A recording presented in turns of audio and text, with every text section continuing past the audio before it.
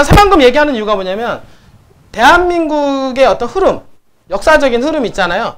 지금은 서양권 쪽에 개발을 하는 역사적인 흐름의 방향 패턴이 있어요. 이분들이. 그리고 이번 지금 문재인 대통령은 가장 지금 정책적으로 추진하는 데가 어디냐면 새만금 쪽 추진 많이 합니다. 이분들이. 그러니까 정책적으로도 밀어주고 있는 그런 추세에 있고, 그리고 또 어떻게 보면은 이 새만금이라고 하는 지역은 4차 산업혁명의 중심지이기도 하고, 지금 우리나라가 경제가 많이 어렵죠?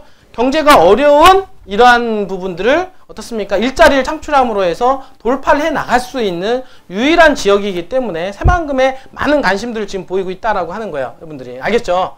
그런 차원에서 새만금 여러분도 알겠지만은 새만금에 지금 뭐가 있냐면, 자, 첫 번째 공항 얘기 나오죠? 공항이 이제 최근에 이제 내일 모레 정도, 한 다음 주 정도면은 뭐가 나오냐면 예비 타당성 면제 얘기가 나올 겁니다.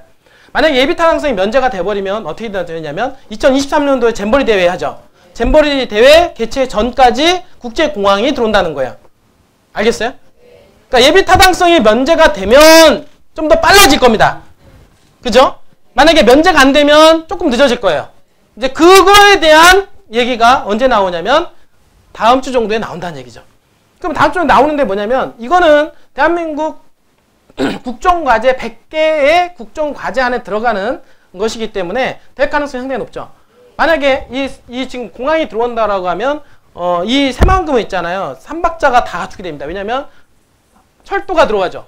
철도, 전철, 그죠? 이런 거 들어가잖아요. 그 다음에 세 번째 공항 아닙니까? 공항, 항만. 그러니까 항만과 그 다음에 어떻습니까? 공항과 철도, 이 세 가지가 들어가는 인프라가 구축이 되는 어떻습니까? 지역이기도 하고, 마지막에 어떻습니까? 도로가 들어가죠? 이 네 개가 바로 SOC 아닙니까? 이 부분들이. 이 SOC가 집중되는 지역이 지금 새만금이에요. 이분들이. 그러니까 땅값의 가장 결정적인 요인이 뭡니까? 바로 SOC이고, 그 다음에 도로망, 철도망, 항만, 공항이거든요. 이런 게 인프라가 구축이 되면 될수록 땅값은 계속해서 올라갈 수밖에 없는 거예요. 현실적으로. 맞죠? 그런 상황에서 지금 어떤 부분이 지금 얘기가 계속 되냐면 새만금의 급소 얘기를 하는 겁니다. 급소 얘기는 뭐냐면 결국에 이 새만금이 개발이 됨으로 해서 어떻습니까? 인구가 78만 명 정도가 유입될 것으로 예상을 해요. 인구가. 그러니까 새만금이 개발됨으로 해서 어떻습니까? 이 내부에 들어가는 지역이 있고 외부 있잖아요. 외부에 들어가는 게 있는데 이 안에 들어가는 새만금이 매립되면서 안에 들어가는 인구가 있잖아요. 인구하고 밖에 들어가는 인구가 있단 말이에요. 새만금 배후지역에. 배후지역에 들어가는 인구를 비교해보니까 외부에 들어가는 게 한 48만 명에다가 내부에 들어가는 게 30만 명 정도 됩니다. 이제 알겠어요? 그러면 이 48만 명 정도 되는 48만 명 정도 되는 그런 인구가 외부에 들어갈 텐데, 그럼 과연 이 외부에 들어갈 수 있는 인원이 어디에 인구가 들어갈 거냐? 당연히 군산과 김제와 부안은 당연히 새만금에 관련된 뭘 만들겠어요? 배후도시를 만들겠죠. 배후도시를 만들게 되는데, 지금 부안에서 제가 보기에는 물론 자료도 있지만 여러 가지 자료가 있지만 어떤 얘기 나오냐면, 자, 요게 지금 어떻습니까? 남북 이축도로잖아요. 이게 뭐예요? 지금 동서 삼축도로죠? 요거는 지금 현재 공사 중에 있죠. 공사 중에 있고 2022년도에 완공이 됩니다. 그죠? 그 다음에 또 뭐가 나왔냐면 이렇게 해가지고 뭐가 있어요? 여기 남북 삼축도로잖아요. 삼축도로 공사 지금 이제 앞으로 이제는 이제 착공할 겁니다. 이것도 마찬가지로. 그러니까 부안에 영향을 주는 도로는 이 도로 아니에요? 이 부분들이 또 지금 있어요. 철도가 지금 이렇게 해서 여기까지 새만금 여기까지 들어오긴 했잖아요. 그죠? 근데 이게 지금 들어가는 방향성이 아직 정확하게 결론은 안 났어요. 부분들이. 이게 이렇게 해서 이쪽으로 해서 이렇게 새만금으로 신태인으로 간다. 신태인으로 가서 어떻습니까? 밑으로 간다라는 얘기도 있고. 그쵸? 이게 이쪽으로 해서 상서 있죠? 상서 쪽을 경유해서 이렇게 간다는 얘기도 있어요. 그리고 상서 쪽으로 해서 바로 정읍으로 간다는 얘기도 있습니다. 이 부분들이. 사실 어느 쪽으로 결론 나올지는 모르죠. 이 부분들이. 근데 어쨌든 간에 이 전철에 대한 계획도 지금 무르익어 가고 있는 단계다라고 하는 거예요. 이 부분들이. 그런데 문제는 뭐냐면 지금 배후 용지로 개발하는데 지금 자 48만 명 중에서 군산과 어떻습니까? 김제와 부안으로 봤을 때 부안에 들어갈 수 있는 수용인구가 가장 많을 확률이 높다라고 하는 거예요. 이 부분들이. 왜냐면 부안은 어떻습니까? 관광 레저 용지잖아요. 그쵸? 관광 레저 용지고 사람들이 가장 많이 살고 싶어하는 동네예요. 한번 수요를 예측을 해보니까 부안에 살래? 어떻습니까? 김제 살래? 했더니 부안에 더 많이 살고 싶대요. 이 부분들이. 그리고 이제 군산에 살래 여기 살래 했더니 부안에 살고 싶다 이런 얘기들이 많이 나옵니다. 그러니까 수요 예측을 본다 하더라도 살고 싶은 동네가 부안이다. 그러면은 인구 48만 명 중에서 배분이 될 가능성이 높은데 그러면 세 개로 나누면 15만 명씩 된다고 합시다. 그죠? 그 15만 명씩만 하더라도 부안 인구가 5만 5천 명에서 15만 더하기 되면 어떻습니까? 20만 이상 도시가 되는 거 아니에요.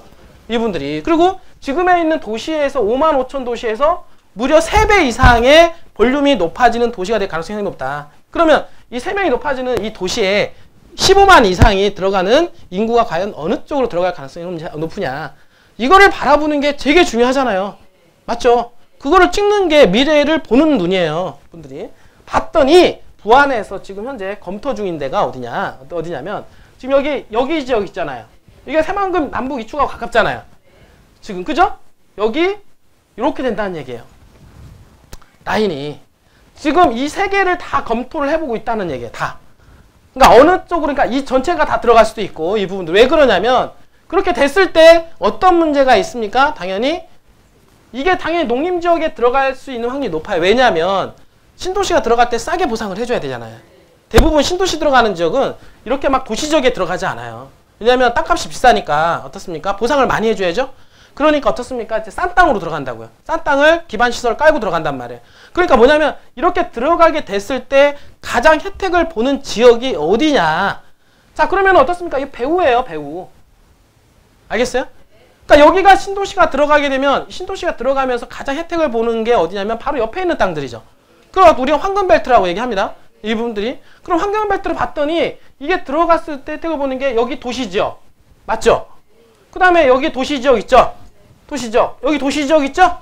그 다음에 여기 도시지역 있잖아요. 그러니까 이런 지역들이 만약에 신시가지가 들어감으로 해서 가장 혜택을 보는 땅이 되는데 그 중에서 뭐냐면 주거지역 있잖아요. 이 주거지역은 이 노란색 땅입니다. 맞죠?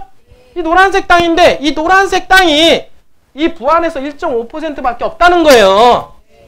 알겠습니까? 그럼 뭐냐? 공급량이 없다는 얘기죠. 공급량이 적다는 얘기잖아요.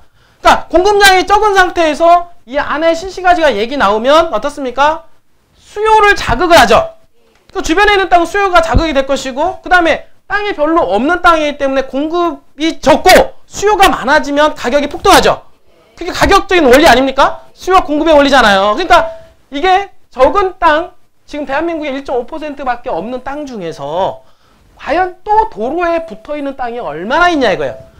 0. 몇 %밖에 없습니다. 근데 또 문제는 뭐냐면 그 0. 몇 %밖에 없는 땅 중에서 어떻습니까? 땅을 내놓으려고 하는 사람들이 많겠어요? 이렇게 개발이 되는데 없죠. 그러니까 공급량이 엄청나게 없어지고요. 줄어들고요. 당연히 살려고 하는 사람들은 극대화되죠. 그러면 가격적인 괴리가 일어나고 당연히 가격은 폭등이 일어난다. 이 부분들이. 그게 당연히 제주도도 그렇게 왔고 세종시도 그래 왔고 또 이어서 바로 새만금에도 이어질 수 있는 확률이 상당히 높다. 그게 바로 그 원년이 언제다. 언제입니까? 올해일 가능성이 높다는 얘기예요. 비행기가 벌써 이륙했고 이제는 상승 추세 있고 올라갑니다. 이 부분들이. 올라갈 때 지금 공급량이 줄어드는 가운데 수요량이 엄청나게 폭발을 해서 가격적인 폭등 현상이 일어날 가능성이 상당히 높은 한 해가 올해일 거다. 그리고 이 개발이 됐을 때 이 주거지역들에 대한 희소성은 더욱더 부각이 될 것이고 땅가격은 엄청나게 올라갈 것으로 예상이 된다라고 하는 것을 여러분들한테 말씀을 드렸죠? 분명히 그렇게 갑니다. 분명히 제가 그랬어요. 제가 옛날에도 저는 부동산을 지식으로 배운 사람이 아니에요. 그래서 대한민국에 있는 땅들을 안 다닌 적이 없어요. 다닌 적이 다 돌아다니면서 어떻습니까? 땅은 많이 보고 많이 느끼고 거기서 생동감을 느껴야 돼요. 땅이라고 하는 것은 돈 될 지역이라는 게 사인이 옵니다. 분명히 얘기하지만 있잖아요. 여기 있는 주거지역 붙어있는 이 색다권 붙어있는 땅들 주거지역들은요. 나중에 폭등할 여력이 상당히 있어요. 새만금이 개발함과 함께 근데 새만금이 하루 이틀 개발될 게 아니잖아요. 새만금은 5년, 10년, 30년을 두고 장기적으로 개발한단 말이에요. 그러니까 장기적으로 개발하는 땅이기 때문에 수요를 계속 자극시킨단 말이에요. 하루 이틀의 문제가 아니에요. 이게. 맞죠? 정권이 바뀌어도 갑니다. 그러니까 수요를 계속해서 자극을 시키는 땅이기 때문에 절대 새만금에 투자해서 손해볼 일은 없다.